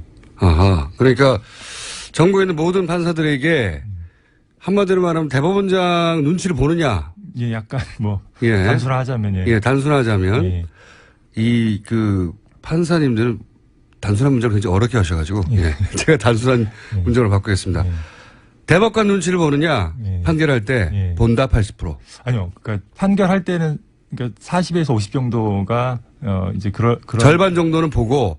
그런데 그 결론으로 혹시 본인이 불이익을 당할 걸 걱정하느냐가 80%라는 거죠? 그러니까 아니죠. 그러니까 아닙니까? 이게 이제 재판과 사법행정을 구분하셔야 되는데 예를 들어서 뭐 상고법원을 도입하냐 마냐 이제 국민을 위한 재판제도를 개혁하는 거 뭐 예를 들어서 뭐 좀 자극적인 이슈긴 한데 정관예우 관련해서 어떤 대책을 할 것인가 이런 것들은 사법행정이라고 부릅니다. 재판에 영향을 미치는 중요한 행정이죠. 그다음에 이제 저희가 재판이라고 부르는 건 판결을 하는 건데 두 가지를 나눠서 설문을 했습니다. 나눠서? 근데 전자는 80%가 약간 그런 눈치 뭐 비슷한 걸 뭐 판결을 제어한 법원으로서의 이제 일처리들 행정 이 부분은 눈치를 보느냐 눈치를 본다. 그게 이제 좀 높게 나왔고 80%가 그리고 이제 재판 관련해서 상급심과 뭐 무관하게 계열 판사가 판결할 자유가 있는데 이제 그런 부분들에 대해서도 눈치를 본다. 그러니까 만약에 이제 달리 판결한다면 불이익을 받을 우려가 이제 있다는 게 40~50%가 나왔습니다. 그게 눈치 본다는 거잖아요. 뭐 표현은 뭐 알아서 하시기 바랍니다. 알겠습니다. 이제 그런 결과를 공표하고 싶지 않았을 것이다, 그 토론에. 실제로 그 이제 국제인권법 연구회 이제 기획팀장이었던 그 A 판사, 뭐 아주 훌륭한 판사인데요. 그 판사를 기획조정실의 요직 중인 요직입니다.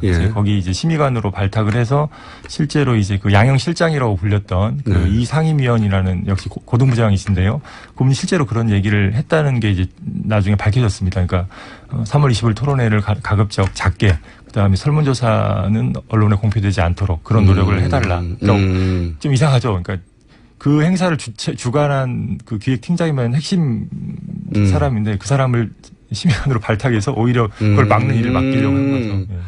그렇군요. 그 행사를 조직한 핵심 인물을 좋은 보직으로 옮긴 다음에 그 행사가 작게 그리고 여론조사, 그 설문조사 결과가 공표되지 않도록 노력해달라고 했다. 그게 사직서를 내게 된 원인 중에 하나가 됐죠. 그럼 이 인터뷰를 했다는 것으로 불이익을 받을지도 모르는 판결은 아니지만 불이익을 받을지도 모르는 생각을 염두에 두셨겠네요. 당연히 자동으로. 아, 이번에요? 그래도 어쩔 수 없다라고. 제가 죄송한데 제가 잘 들어본 적이 없습니다. 죄송한데. 근데 이제 나중에. 너무 다행입니다. 들어보셨으면 안 나왔을지도 몰라요. 근데 나중에 뭐 이게 되게 다른 기존에 제가 이제 좀 뭐 출연하거나 기고했던 언론과 달리. 좀 뭐 약간 좀 세다거나 아니면. 알겠습니다. 영향력이 이미 높다고 늦으셨고요. 이미 늦으셨고. 모른 채 섭외가 됐다고 제가 알겠습니다. 그러면 그런 일이 있었어요. 막아달라고. 그 다음에 벌어진 일은 뭡니까? 이 블랙리스트 얘기는 언제 나오는 겁니까? 그러니까 이제 그 사단은 이제 그 뭐 이 판사가 고민을 하다가 이제 나는 그런 일을 못 하겠다. 이제 사직서를 냈고 그 다음에 이제 그거를 무마하면서 어떤 일이 발생했냐면 심의관 부임 발령 당일날 겸임 해제라고 해서 원래 법원으로 돌려보내는 인사명령이 났습니다. 근데 그거는 사법부 역사상 제가 알기로 처음 있는 일이라. 어떤 의미죠 그게 그러니까? 자른 거예요 갑자기? 못하겠다고 하니까? 타협이죠. 그러니까 뭐 그 사직은 좀 뭐 무마하면서 그럼 나는 이 일은 못하겠다고 하니까 어떻게 또 본인 희망을 뭐 반영한 것도 있겠죠. 다시 돌려보낸 거니까 일선 재판으로. 이거는 그러니까 그런 부분이 저희가 잘 이해가 안 돼서 무슨 일이 벌어진지 정확하게 느껴지지 않는 건데 그러니까 그걸 무마해 달라고 했는데 그분이 그걸 못하겠다고 하니까 못하겠다면서 사직서를 내셨죠. 사직서도 냈고 그랬더니 그분이 좋은 보직에 갔지만 사실상 그 일을 하라고 저를 부르는 거라면 예. 저는 못하겠습니다. 예. 라고 사직서를 냈더니 예. 그래 알았어 그럼 잘라 이렇게 예. 된 거죠. 그러니까 잘랐다면 판사의 직을 잃었겠죠. 근데 네. 제 말은 업무를 그럼 네. 그래 행정처 심의관 일은 네가 싫으니까 하지 말고 네. 원래 법원으로 돌아가라. 왜냐하면 제가 추측하기로는 사직서를 냈다가는 그거 자체가 하나의 또 스캔들이 될 수가 있어요. 사직을 받아주는 게 아니라 예. 보직을 해제하는 방식으로 그렇죠. 그래서 겸임 바꿔서 해제라고 부릅니다. 예. 그래서 겸임 해제. 예. 겸임 해제 같은 단어가 등장하면 무슨 일이 있었는지 느껴지지 않거든요. 예. 그런데 그분이 또 무슨 이 블랙리스트와 관련된 얘기를 하면서 이게 불거지기 시작한 거예요? 그러니까 이제 그런 이례적인 일이 나니까 네. 사실 뭐 판사 사이가 좁은데 다음에 소문이 났죠. 네, 그래서 그게 그런 이제 일이 처음 있는 네, 거니까. 그게 이제 언론 기사가 됐고 거기서 무슨 뭐 그 약간 자극적으로 블랙리스트라는 표현이 나왔고 네.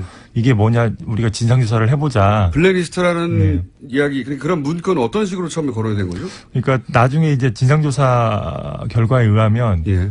이제 아까 말한 대로 이제 이 상임위원이라는 분이 양형실장이라는 분이 업무를 이렇게 뭐 얘기를 해주는데 3월 25일 토론회 말고도 여러 가지 얘기를 했는데 그 중에 하나가 그 나중에 이제 기획조정실 가면 거기 컴퓨터에 비밀번호가 걸린 그 판사 뒷조사 파일이 있는데 나중에 다 뭐 비밀번호 풀어서 열어볼 거 아니냐. 너무 나쁘게 생각하지 말라. 이제 그런 얘기를 제가 들었다는 거를 진상조사 과정에서 이제 진술을 한 게 뭐 밝혀진 거죠. 아하, 그러니까 이분이 이제 이렇게 된 거군요. 양승태 대법관이 싫어할 만한 대법원장의 권한을 축소하고 그리고 법원 행정처, 법원 행정처가 좀 말씀하신 대로 내가 이 일 했다가 이제 보직에 불이익을 당하는 건 아닐까? 이런 걱정을 하게 되는 대상 기구인데 그러니까 그 대법원장의 바로 직속 기구인 거죠. 그렇죠. 인사도 관리하고 뭐 하는 승진도 관리하는 말하자면. 그런데 이제 그런 설문을 발표를 좀 축소하고 싶고 언론에 문제가 되지 않기를 바라니까 그 회의 핵심 인물을 좋은 보직에 보내면서 야 그건 좀 잘 무마해봐 했는데 그분이 그럴 거라면 난 안 가겠다고 하면서 해지가 됐는데 근데 그 과정이 너무 이례적이라서 어떻게 됐는지 이제 파헤치다 보니 그분이 거기 가기로 결정돼 있을 때 거기 상관이 야 거기 가면은 컴퓨터에 뭐 뒷조사한 파일이 있는데 그거 놀라지 마. 그러니까 자기가 그 보직으로 갔으면 그 파일을 당연히 열어볼 수 있는 권한이 생겼을 것이고 보게 될 테니 놀라지 말라고 미리 언지를 주었다. 뭐 그런 식으로 답변을 했고 이제 약간 제가 조심스러운 거는 그 A 판사는 그 소위 말하는 그 인간 성격도 좋고 뭐 인품도 훌륭하고 재판도 아주 잘해서 사실 그 연구회 멤버가 아니더라도 뭐 그 요직에 갈만하다는 평판은 충분히 있는 알겠습니다. 반드시 미끼로 준 건 아니고 갈 자격이 있어서 갔는데 겸사겸사할 수도 있죠. 뭐 그럴 수도 있죠. 어쨌든 가서 그런 일을 시키니 나는 못하겠다고 했는데 못하겠다고 하기 전에 거기에 블랙리스트가 그러니까 라고 불릴 만한 판사 뒷조사라는 표현을 썼습니다. 판사 뒷조사 파일이 있어. 그러니까 놀라지 마. 비밀번호 걸린 뭐 이런. 그러면 판사들이 열받을 만하네요.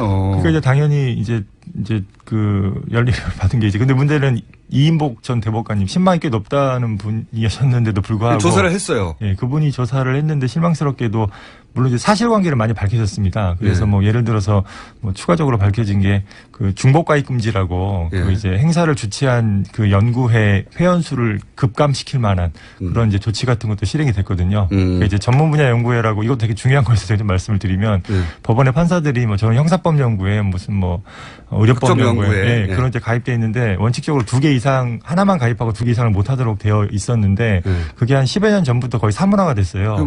바보 같은 규칙이죠. 그러니까 왜냐하면 저희가 사무부단이 매년 바뀌는데 뭐 1, 2년마다 바뀌는데 뭐 당연히 여러 개를 가입해야 되기 때문에 그렇죠. 그래서 이제 사문화돼 있는데 갑자기 이거를 올해 2월에 시행한다고 그랬거든요. 그러면서 가장 먼저 가입한 것만 남기고 나머지 다 강제 탈퇴 처리하겠다. 만약에 정리를 안 하면. 그럼 그 결과는 국제인권연구회가 가장 늦게 만들어졌거든요.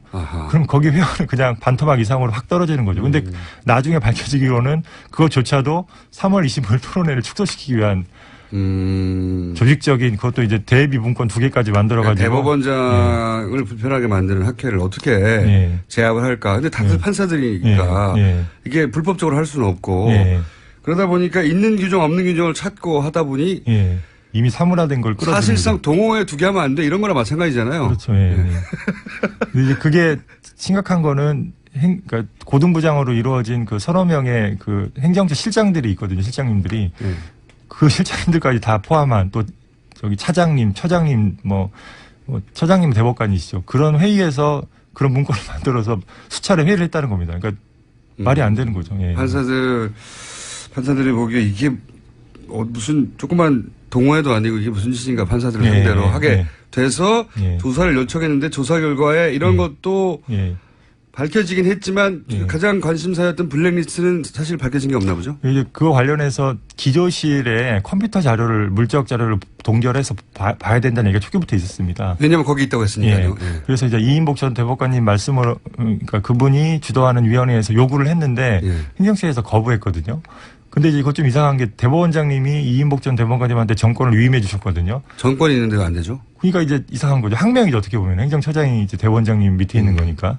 그러니까 이제 의심되기로는 그건 말만 정권이고 정권이 아니었네요. 그렇다고 봐야겠죠. 그리고 그래서 그 진상조사 결과도 그 사실관계가 밝혀졌음에도 불구하고 실장이나 처장, 차장이 구체적으로 어떤 책임을 어떤 관여하에 져야 되는지를 전혀 밝히지 않고 그냥 행정처도 뭐 책임을 져야 된다 이렇게 추상적으로 끝내버렸고 가장 결정적인 그 파일은 조사도 하지 않고. 이게 보통 일반 사기업이나 공기업에서 있었다면 그 책상, 그 컴퓨터를 압수수색할 일 아닙니까?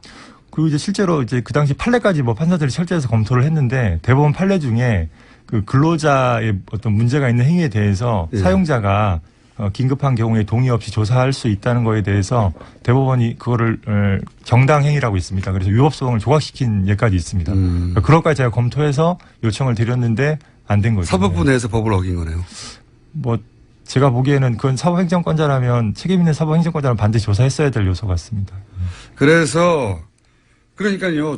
아니 블랙리스트가 저 컴퓨터 안에 있다라고 믿을 만한 상당한 판사 이유가 뒷조사 파일. 그렇죠. 상당한 이유가 있다면 그거를 이제 뭐 프리징 그 상태로 얼린 다음에 뭐 더 이상 못 만지게 한 다음에 그거를 압수수색하더라도 그 포렌식을 하는 게 당연한 것이고 판사들 사이에서도 그건 상식처럼 여겨질 수 있는데 압수수색은 이제 좀 법적인 용어니까 정확히 얘기하면 사법행정권자가 그러니까 그게 만약에 일반적인 사건이었다면 그럼 법원 바깥에서 지금 뭐 서울중앙지법에 형사가 고소돼 있으니까 좀 민감해서 그렇군요. 그리고 저는 일반인을 기준 얘기하자면 바깥에서 벌어졌으면 압수수색할 만한 사안인데 당연히 조사했겠죠. 그렇죠. 그런데 거기서는 자체적으로 조사를 했는데 그 컴퓨터, 정작 그 컴퓨터를 조사를 못하겠다. 그래서 판사님들이 따로 모였잖아요. 전국 판사들이. 그게 1차 회의라는 거 아닙니까? 그죠? 맞습니다. 전국 판사들이 이게 이해가 안 된다. 이러면 안 되는 거 아니냐. 그래서 이례적으로 전국 판사들이 모여서 뭘 의결했습니까? 그러니까 일단 이 언론을 보면 이제 뭐 사법파동이 난다 안 난다 이런 기사가 있는데요. 지금 역대 사법파동 중에 가장 많은 판사회의가 열렸고 단기간에 그다음에 사실 전국법관 대표회의가 이런 식으로 95% 이상 선출돼서 된 것은 없습니다. 이건 사법부 역사상 사실 처음이고 굉장히 많은 사람이 참여했다. 이건 뭐 전례가 없습니다. 이건 그렇게 해서 아까 말씀드린 거하고 똑같습니다. 일단 구체적인 인적 책임을 규명을 해라. 도대체 처장, 실장, 차장이 어떻게 관여했는지 회의를 수차례 했다고 하는데 그래서 그걸 위해서 우리가 그 진상조사위원회 뭐 부족하지만 뭐 이인복 전 대법관이 이끌었던 그 진상조사위원회의 원 자료를 보겠다. 그다음에 두 번째가 자료가 삭제됐다는 소문이 좀 났습니다. 그러니까 뭐 삭제됐을 그 염려가 되네요. 뭐 깡통 컴퓨터를 받았다는 소문이 좀 났는데 저도 진위는 모르겠습니다. 근데 그렇다면 디지털 포렌식까지 염두에 둔 방식을 제안해서 당연히. 그래서 증거보존 조치를 하고 우리한테 조사권을 위임해 주면 판사들이 그 내용을 직접 보겠다. 그 위원들 몇 명이. 가장 법을 잘 아는 집단이 모여서 우리가 법대로 하겠으니까 우리한테 그런 권한을 달라 이런 요구를 한 거네요. 그게 첫 번째 추가조사 결의와 그다음에 이제 책임규명에 관한 책임규명 결의였고 그다음에 이제 앞으로 이런 일이 재발되지 않으면 견제장치가 필요하다. 그렇죠. 그래서 이제 그 전국법관 대표회가 모델로 한 미국에는 뭐 이런 게 이미 다 있습니다. 선진국에는. 그래서 미국 연방법관 대표회의라는 게 있는데 그거 비슷하게 이제 만들어서 우리가 상설화하자. 그게 바로 전국법관 대표회 상설화 얘기였습니다. 전국 법관 대표회의를 상설화해서 행정처를 축소시키고 견제하자. 법원 내 민주주의 장치를 만들어서. 지금은 법원 행정처라는 게 뭐 대기업 인사과 같은 거잖아요. 말하자면. 그렇죠. 그래서 거기서 이 사람은 진급을 하고 말고 다 결정하는 건데 그것이 어쨌든 법관들도 생활이다 보니까 그것이 영향을 미치는데 법관들은 판결을 해야 되는 사람이니까 어떤 외부 압력으로부터도 자유로워하는데 그렇기 때문에 그런 견제 장치로 법관들이 모이는 대표회의를 만들어서 네. 그런 압력이 있거나 알게 모르게 하면 막도록 하는 네. 지금까지는 없었다는 거죠. 그게. 그렇죠. 예. 그래서 그건 지금까지 무조건 대법원장이 하고 싶은 대로 할 수 있었다는 거죠. 예. 그러니 그런 장치도 만들자 이런 회의를 했습니다. 예. 추가 조사를 해야겠다. 그런 결과를 내서 그러면 양승태 대법원장에게 요구를 했겠네요. 그렇죠. 그것도 조사 좀 합시다 이렇게. 예. 근데 이제 그 후에 이제 어떤 일이 있었냐면 그 전효숙 전 헌법재판관 역시 뭐 신망이 좋은 분인데 역시 그 신망이 얼마나 허망하다는 걸 제가 이인복 전 대법관님과 비슷하게 느꼈는데 거기서 이제 공직자윤리위원회라는 게 열립니다. 대법원. 예. 근데 그게 이제 신영철 전 대법관 기억하시죠? 네네네. 법관을 막 이렇게 촛불 재판에 이제 개입하고 배당에도 개입했는데 법관을 마음대로 배정했던 사람이죠. 그때 어떻게 처리됐냐면 진상조사위원회 똑같습니다. 진상조사위원하고 그 다음에 공직자윤리위원회 열어서 여기서 구두 경고를 요청하고 그래서 구두 경고가 끝났거든요. 사실은 탄핵이 될 만한 사유가 이렇게 정치 징계 하나 없이 끝났는데 이번에 똑같습니다. 진상조사위원회 하고 이인복 전 대법관님이 그다음에 전효숙 전 대법관님이 이끄는 대법원 공직자윤리위원회가 결과를 딱 냈습니다. 마치 기다렸다는 듯이 내가지고 블랙리스트라고 불리는 그 의혹에 판사 지조사 파일에 대해서 아무런 언급도 하지 않았고 그다음에 행정처 실장들에 대해서는 면죄부를 줬고 그다음에 처장님 고영한 전 처장님에 대해서는 주의 촉구 구두 경고죠. 그것만 하면 된다라는 식의 어떤 방패막이의 결정을 내렸고요. 그거에 따라서 그 이제 대법원장님께서는 추가 조사 책임 규명에 대해서는 거부하거나 아무 말도 하지 않고 제도 개선만 하겠다 하면서 갑자기 상설화 결의만 딱 받아서 그 가장 핵심적인 걸 이제 그냥 거부해버리셨고 이제 그 이제 추가 조사 위원회 위원장이 이제 최한동 부장판사님이 어제 뭐 저도 깜짝 놀랐는데 사직서를 내시는 일까지 이제 이어지게 된 거죠. 그러니까요. 사직서를 낸 것도 언론에 보도됐는데 사실 사직서를 냈다는 게 어떤 의미는 잘 이해가 안 가거든요. 우리 일반인들은 판사님이 대법원장에게 사직서를 냈다. 뭐 사직할 수도 있지. 이렇게 넘어갈 만한 사안은 아닌 것 같은데 이해가 잘 안 가니까 넘어가 버리게 돼요. 그게 의미가 뭐죠? 그러니까 이제 판사 사직해서 사실 뭐 정관 변호사로 일하고 막 이런 식의 사직을 혹시라도 생각하실 수도 있을 것 같아요. 그건 저희 법원이 잘못한 거고 뭐 저는 이제 그런 이미지가 있다는 것은. 근데 이제 아까 A 판사가 그런 부당한 지시를 받았을 때 결국 할 수 있었던 게 뭡니까? 무력한 상황에서 사직서밖에 없거든요. 그러니까 이제 이분도 이게 말하자면은 그런 정당한 요구를 하고 정당한 조사를 해달라고 대법원장이 요구했음에도 그게 무시당하니까 할 수 있는 거라고는 판사들, 현직 판사들은 사직이라는 것으로 항명하는 겁니까? 말하자면 항의하고? 그러니까 다른 법관들과 그다음에 국민들한테 내가 사직서를 쓸 테니 제발 이 일을 좀 관심을 가져달라. 그분이 쓴 글을 보면 절절하게 제가 감동한 게 2009년에 우리가 그런 식으로 내부의 자정을 못하고 넘겼다. 우리가 또 2017년에 그렇게 또 넘긴다. 그럼 우리 사법부가 과연 그러니까 제대로 기능할 수 있을 것인가 이제 이런 게 담겨 계시거든요. 사실 그 말씀을 하면서 이렇게 눈물이 글썽글썽하시고 갑자기 법관들한테 굉장히 중요한 내용이군요 이게. 그러니까 저도 그 아고라 청원 글에 이제 첨부한 글이 있거든요. 근데 거기에 제가 페이스북에서 제가 만약에 이 일이 사법부에서 묻힌다면 판사직을 내려놓을지를 제가 진지하게 고민하겠다. 뭐 이제 저는 뭐 결심이 굳지 못해서 또 안에서 계속 노력을 해봐야 되지 않겠냐라는 생각으로 이제 뭐 적어도 올해 말 내년 초까지는 계속 노력을 이어가야 된다고 생각을 해서 그렇게 썼는데 그러니까 이제 뭐 어떻게 보면 이제 최한동 부장판사님 같은 경우는 저는 뭐 결코 나가서는 안 될 분이라고 생각하고요. 뭐 법관의 독립이 침해되는 상황에서 항상 중요한 역할을 해오셨고 이번에도 그렇게 하신 걸로 뭐 저하고 친분은 없습니다. 그래서 사실 대법원장님께서 그 사직서를 저는 받지 않으실 거라고 믿고 싶고 오히려 이제 이런 참담한 상황이 벌어지는 거에 대해서 다시 한번 숙고해 주시고 이런 추가 조사나 이런 부분들도 마음을 좀 돌리셔야 되지 않나 그런 생각이 그게 듭니다. 이제 일반인들한테 잘 전달이 안 되니까 하도 답답해서 아고라 청원도 하신 거고 그렇죠. 하도 답답해서 이상한 방송에 섭외를 받았는데 이상한 방송 진짜 제가 듣질 않아서 잘 모르겠습니다. 죄송합니다. 다행 저는 다행이라고 생각합니다. 평상시 들으시면 안 나오셨을 안민석 의원 방송 이렇게 들으시면 안 나오셨을 수도 있습니다. 나와주셔서 다시 한번 감사드리고요. 이게 사법부 가장 그러니까 입법 행정사법부 중에 그나마 가장 독립적으로 운영되는 거 아니냐. 네. 정치적인 영향하에 있지 않고라고 생각하던 사법부도 사실은 결코 독립적이지 않고 사법부 내에서도 판사들의 성향을 조사해서 뒷조사를 하고 있었다면 이게 말이 되느냐. 도저히 참을 수 없다 판사들이. 그래서 헌정사상 가장 많은 사람들이 모여서 울분을 토하고 조사를 하고 하는데 조사는 안 이루어지고 있고. 근데 일반인들은 모르고 일반인들은 모르죠 잘 무슨 내용인지. 그래서 답답해서 나오신 건데 그래서 국정조사를 요구하자는 얘기도 했다고 제가 들었어요. 우리끼리 이게 해결 못할 일이면 국회에 국정조사라도 요구하자. 그러니까 이제 재판과 사법행정이 구분되기 때문에 사법 재판은 뭐 관여할 수 없는 부분이고 없죠. 사법행정은 예를 들어 뭐 상고법원 이슈 같은 경우도 국정감사 대상이 됐거든요. 그러니까 저도 법률적으로 국정감사나 조사 대상이 된다는 건 뭐 인정하고 사실 필요성도 만약에 추가 조사가 결국 뭐 내부에서 좌절된다면 뭐 그런 식의 요구가 올라갈 거라고 생각하고 저도 그 정당성 자체는 부인하기 힘든데 판사로서는 좀 참담한 상황이라서 그렇죠. 피하고 싶은 거죠. 뭐. 예.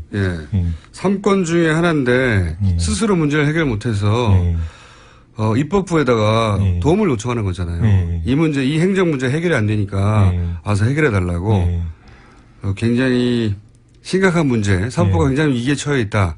이해했습니다. 이해했고요. 오늘은 여기까지 해야 될 것 같은데 저희가 이제 2차 회의가 있죠. 2차 회의 결과 또 양승태 대법관 어떻게 반응할지 모르겠는데 만약에 여전히 별다른 반응이 없으면 다시 한번 나와 주십시오. 고민해 보겠습니다. 그리고 이제 그 제도 개선도 분명히 중요합니다. 그러니까 뭐 법원장을 호선하거나 사무분담을 판사의 운영위원회를 뽑아서 하도록 한다든가 이제 뭐 고등부장 승진자를 없애다든가 이런 부분들에 대해서도 계속 관심을 가져주시면 감사하겠습니다. 알겠습니다. 그 전문적인 내용은 2차 회의 후에 대법원장이 받아들이지 않으면 그때 나와서 다시 한번 말씀해 주십시오. 하여튼 적극적으로 고려하고 있습니다. 알겠습니다. 오늘 말씀 감사합니다. 지금까지 전주지법 군산지원의 차성한 판사였습니다. 감사합니다. 감사합니다. 불친절한 AS. 네, 방금 진행한 차성한 판사님에 대한 문자가 많습니다. 네, 힘내시라는 문자, 토닥토닥 한다는 문자. 사실 저도 듣고 깜짝 놀랐습니다. 네, 울컥하셔가지고 방송 중에 제 얼굴을 보고는 울컥하기 힘들거든요. 네, 말씀하시다가 동료 판사님이 사직서를 낸다는 그 절실함이 이제 갑자기 몰려왔나 보죠. 인상적인 인터뷰였고요. 오늘 첫 인터뷰에 반응도 많습니다. 오늘 기록학회 회장님 나오셨죠? 꼭 고정해 주세요. 턴다, 깐다. 현직 교수님이자 현직 학회 회장님으로서 표현력이 너무 맞았습니다. 고정 코너 만들어서 일제강점기나 재헌의회 의사록도 소개해 주시고 너무 재밌었습니다. 그리고 판사님 관련 문자가 계속 오네요. 목소리가 너무 사랑스러워요. 아니 사안에 집중을 하셔야지 목소리가 너무 사랑스럽다고. 아구라에 서명하러 갑니다. 판사님 울지 마세요. 판사님 이야기가 너무 어려워요. 전문 용어가 너무 많이 나와서. 판사님들끼리 사용하는 용어들이다 보니 단어가 턱턱 걸리긴 했습니다만 전체적으로는 이해가 되셨을 거라고 봅니다. 저희 방송보다 쉽게 이 사안을 다룰 수는 없습니다. 뉴스공장을 보다 보면 자꾸 공장장에 눈이 가는데 저는 변태인가요? 저는 남자인데. 자, 헝가리 사는 누가 멀리 사나? 멀리 산다. 헝가리 사는 정치자. 마침 안민석 의원 오셨는데 반갑네요. 근데 요즘 최근 들어서 누가 가깝나로 변질되고 있습니다. 꼴찌는 접니다 그러면서 베란다 문을 열면 TBS 건물이 정면으로 보입니다. 어제도 또 한 분이 가깝다고 하셨는데 누가 가깝나도 대결 중입니다. 불친절한 S 여기까지입니다. 뉴스공장의 영원한 고정입니다. 황교익 마클레임스 나오셨습니다. 안녕하십니까. 안녕하세요. 초기엔 저희가 이제 신화를 깨부신 역할을 많이 했는데 최근에는 바쁘고 불성실해져가지고 깨지는 신화가 잘 없어요. 별로 그렇게 열심히 나왔잖아요. 저처럼 열심히 나온 출연자가 없을 텐데. 굉장히 억울한 표정으로. 다른 얘기하기 전에 사실 이게 진행된 지가 한 몇 주 된 걸로 아는데 저도 안 들어가지고 네. 주말 특근이라고 저희가 있어요. 예, 저 한 번 했었어요. 네. 그게 이제 모르신 분들이 있을 것 같아서 제가 주중 방송에서 한번 알려드리는데 토요일 날 1시간 동안 네. 일주일간의 핵심적인 방송을 리바이벌을 하면서 저희 패널들이 직접 진행을 합니다. 이번 주는 제가 해요. 그러니까요. 네. 내일 직접 하신다면서요. 예, 그 재활용 방송이라고 볼 수 있죠. 주말 특근 네. 재활용 방송. 진행을 제가 하는 게 아니라 저희 패널들이 하시고 경쟁이 심합니다 이게. 그래요? 예. 제법. 그럼 굳이 제가 안 해도 되는데 다른 분들한테 양보할 수 있어요.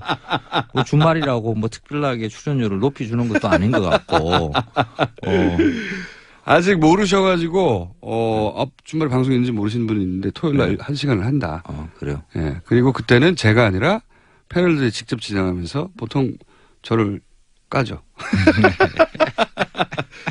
자, 처음으로 고지합니다. 이미 진행하고 있습니다.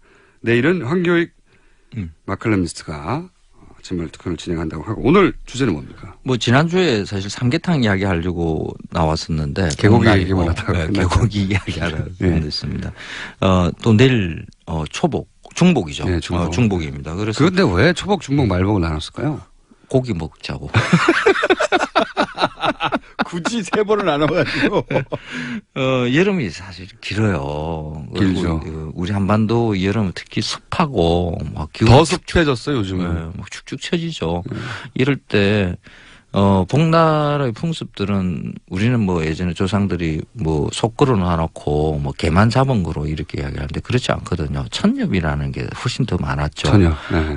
개울 옆에서 요즘처럼 뭐 물고기가 뭐 그렇게 귀하고 이러지 않고 그냥 물방 고기 반이었을 때 그때 대충 물가에서 뭐 해작거리면 뭐 물고기는 상당히 많이 잡거든요. 그걸 솥에 넣고 우거지, 시래기 넣고 된장 풀고 뭐 이 적당하게 뭐 있는 그대로 이렇게 넣으면 그냥 맛있는 탕이 하나 되거든요. 그건 이제 훌훌훌 개울 옆에서 먹으면서 일종의 피싸하는 거죠.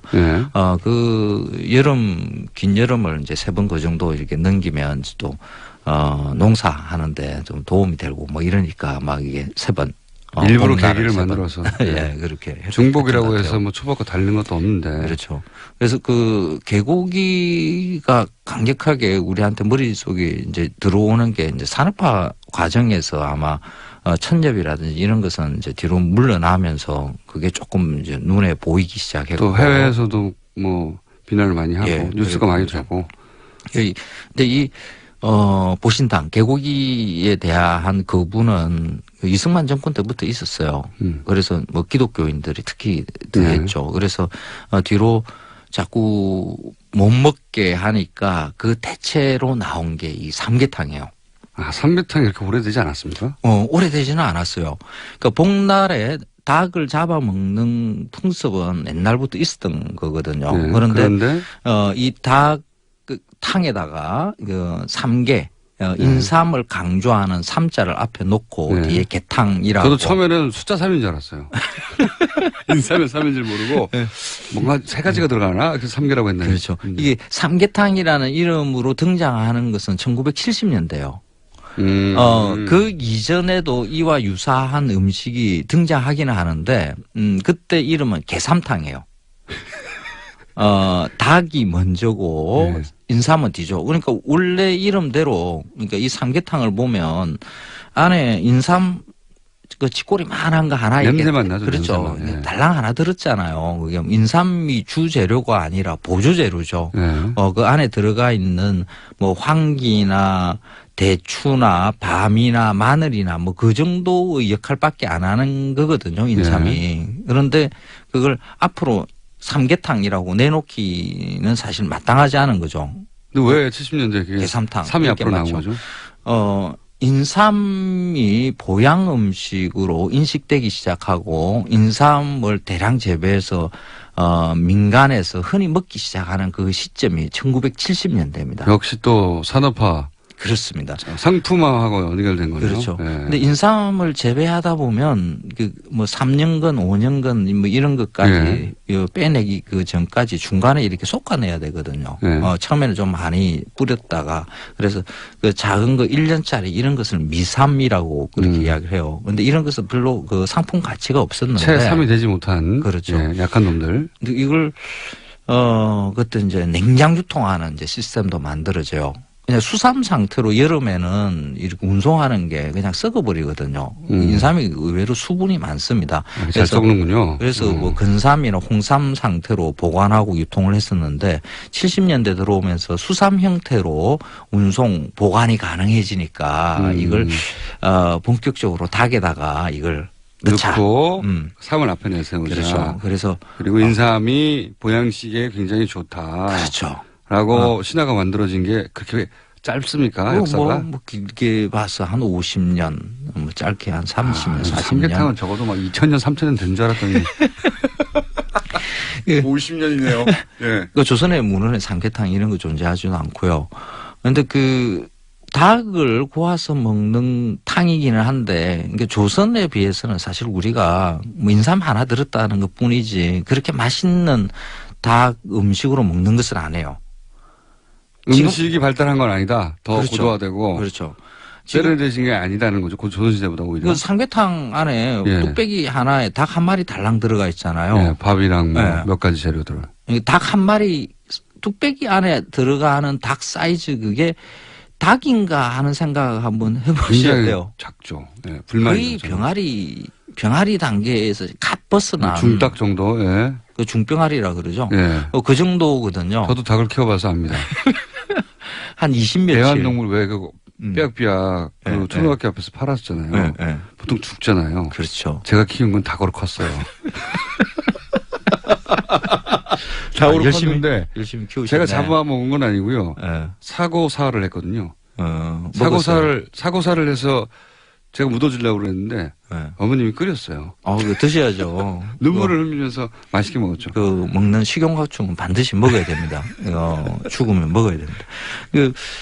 그 20며칠짜리의 닭을 이렇게 한 마리라는 느낌으로 먹어요.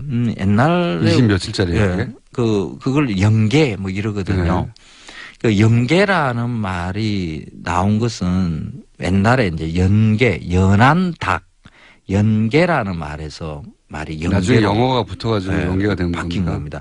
이 연계라는 게 복날에 먹는 닭이라고 그거는 이제 조선의 문헌이나 이렇게 등장을 해요. 그때는 연계였는데. 연계.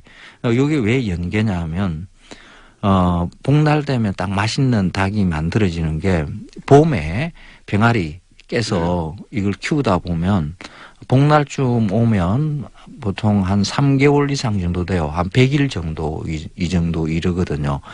이때 되면 닭이 가장 맛있어요. 100일 된 닭이. 그러니까 적어도 3개월 정도는 키워야 되는 거죠. 근데 그 넘어가면 닭이 질겨져요. 가끔씩 그 시골에 가서 토종닭 판다고 하는 집에 가서 막 돌아다니는 닭 잡아서 장닭들이 2시간 이렇게 사람 공격하는 그렇죠. 그거 끓였는데 막 이 이빨도 안 들어가고 뭐 고무 같은 이런 거 있죠. 맞습니다. 그런 닭은 적어도 한 1년 정도 이렇게 자란 닭이거든요. 그러니까 오래 키운 닭은 닭이 아주 질겨. 근데 그 이전에 닭 적어도 한 100일 정도 큰 닭을 갖다가 연하다고 해서. 근데 그게 이제 영어랑 붙어서 어린 닭이라고 영계가 된 거군요. 그렇죠. 그래서 어린 닭일수록 맛있다라는 이런 게 만들어져요. 그러다가 이 100일도 안 된 20며칠로 내려온 거군요, 이게. 그렇죠. 그 사이즈 요만한 거로 먹는 거군요. 네. 그거는 정말 맛없어요. 잘못 알려진. 그 닭은 웬만큼 그 닭고기 고유의 그런 향을 가지고 있어야 그래야 맛이 나는데 그 20며칠짜리 그 삼계탕 안에 들어가 있는 닭은 그 고기 맛도 안 나거든요. 그냥 형태만 닭이지 이게 채소인지 버섯인지 맛이 채소 버섯까지는 너무하고 퍼석퍼석은 합니다. 그래서 이 삼계탕을 조금 더 맛있게 먹자고 하자면 조금 큰 닭을 가지고 한 마리 다 들어가는 게 중요한 게 아니거든요. 우리는 꼭 닭을 한 마리 먹으려고 그래요. 통닭도 한 마리씩으로 팔고요. 치킨집에서도 한 마리 단위로 팔고 이러거든요. 그러니까 자꾸 닭이 작아져요. 1인분을 한 마리. 1인 1닭 시대 뭐 이런 것들 이게 사실 닭을 맛없게 먹게 만드는 방법입니다. 그래서 우리나라 닭이 유난히 작았던 게 아니라 영계라는 단어에 영계가 맛있다는 잘못된 상식에 꽂혀서 닭이 채 자라지도 않았는데 잡아서 그렇게 된 거군요. 네, 그런 면이 있죠. 그래서 뚝배기 안에 들어가는 닭 사이즈로 우리가 뚝배기를 좀 키워야 되겠네요. 그럼 사람들이 여기 동동 떠 있으니까 그릇 사이즈에 비해서 그것도 한 방법이네요. 그러니까요. 국가에서 식약청이 어떻게 해야 됩니까 이거? 뚝배기 사이즈 지름을 정해주세요 국가에서. 굳이 한 마리로 먹겠다 이런 생각 좀 버리면 또 닭이 커질 수 있거든요. 그러니까 닭을 마리째 넣는 게 아니라 음식은 먹기 편하게 조리되는 게 가장 좋은 방법이거든요. 큰 닭을 삶아서 찢어서 알겠습니다. 이렇게 해서 그 연계가 잘못된 거다. 원래 연계에서 나오는데 그건 100일 정도 돼야 되는 거고 지금 연계라고 삼계탕에 팔리는 것은 20일, 30일밖에 안 되는데 그 맛이 안 난다. 그렇죠. 잘못됐다. 네. 항상 궁금했던 게 있습니다. 요런 주제 나오면 삼계탕과 백숙의 차이가 뭡니까? 그 인삼 들어가고 안 들어가고 차이라고 볼 수 있습니다. 그거밖에 없습니다. 허무하네요. 실제 조리법은 똑같다. 그렇죠. 우리가 백숙 끓일 때 보면 뭐 황기, 대추, 마늘 뭐 기타 등등 그 안에 뭐 찹쌀 뱃속에 넣고 이렇게 해서 끓이지 않습니까? 닭백숙이라고 따로 부르는 이유가 그러면 뭡니까? 원래 백숙이라는 것은 그냥 깨끗하게 뭐 고추장이나 뭐 간장, 된장 같은 이거 장으로 고춧가루 이런 거 안 넣고 끓이는 게 이제 이렇게 하는 게 백숙이거든요. 그래서 삼계탕도 백숙이죠. 인삼 하나 들어간 백숙. 그러면은 백숙인데 거기다가 삼을 넣어서 삼백숙이 삼계탕이 된 건가요? 말하자면. 그렇죠. 그 뭔가 삼계탕 이러면 뭐 몸에 힘이 날 것 같고 이렇잖아요. 이름으로 먹는 거죠. 우리는 맛으로 먹는 게 아니라 그 음식에 붙은 말로 우리가 먹는 거라고 봐야 되는 거죠. 실제로는 똑같은 거다. 그렇습니다. 근데 게다가 삼계탕이라는 말이 나온 것은 70년대다. 2000년 된 게 아니랍니다. 허무하네요. 뭘 허무해요. 우리 맛있는 삼계탕 먹자고 하는 겁니다. 삼닭으로 쓰세요. 그러니까 인삼을 재배하는 그리고 인삼을 유통하는 업자들이 만들어낸 단어가 삼계고. 인삼 유통하는 업자라기보다는 식당 하시는 분들이 만든 말이라고 봐야 되겠죠. 삼이 저렴한 가격에 싱싱하게 많이 들어오고. 그렇죠. 그리고 삼이 좋다고 이제 인식을 계속 퍼뜨려 주고 있으니 그거를 넣은 음식이 잘 팔릴 거라고 생각해서 어느 순간 누군가가 시작했겠죠. 삼을 앞에 붙였더니 잘 팔리고 인기가 좋아서. 그렇죠. 그런데 그 인삼이 어떤 특정 효능을 생각하지 않고 향신 채소로 인식하는 그 방법으로 삼계탕은 괜찮습니다. 인삼 그 작은 미삼들 이런 거 많이 팔리잖아요. 굳이 삼계탕에 늘 생각하지 마시고 여러 음식에다가 한번 응용해 보십시오. 이게 씁쓸한 맛에 그 달큰한 향도 있고요. 인삼의 향이 그 다른 잡내들을 많이 잡아내거든요. 그래서 뭐 민물 매운탕 이런 거 끓일 때도 인삼 좀 넣고 괜찮고요. 그거는 좀 안 맞는 것 같아요. 그 신맛이 좀 있는 거에는 인삼하고는 잘 안 맞아요. 그래요? 네, 다양하게 뭐 고기 좋아하시니까. 소고기 구울 때 옆에 인삼도 넣고 같이 굽고 이렇게 한번 드셔보십시오. 괜찮을 겁니다. 뒷부분 이야기는 그다지 쓸모는 없고요. 어쨌든 삼계탕에 대한 신화도 사실은 잘못 알려진 거네요. 근데 이렇게 따지고 보면 거꾸로 이제 알고 싶어져요. 다음 시간쯤이나 그 다음 시간쯤에 도대체 1000년 이상 된 우리 음식이 뭐가 있는지 지금 잘 먹고 있는 것 중에 그런 걸 좀 소개해 주셔야 될 것 같아요. 당군 그 할아버지가 먹던 음식 그 중에 지금도 내려오는 음식이 하나 있어요. 하나가 뭡니까? 여름 음식이 있거든요. 그거 다음 시간에. 다음 시간에 알려드릴게요. 5000년 된 거 알려드릴게요, 이제. 몇십 년 된 거 말고. 지금까지 황교익 칼럼니스트였습니다. 감사합니다. 고맙습니다. 네, 차상원 판사님 악원에서 청원 중입니다. 관심 가져야 할 사안 같고요. 검색어도 1위네요. 김어준이었습니다. 월요일 뵙겠습니다. 안녕.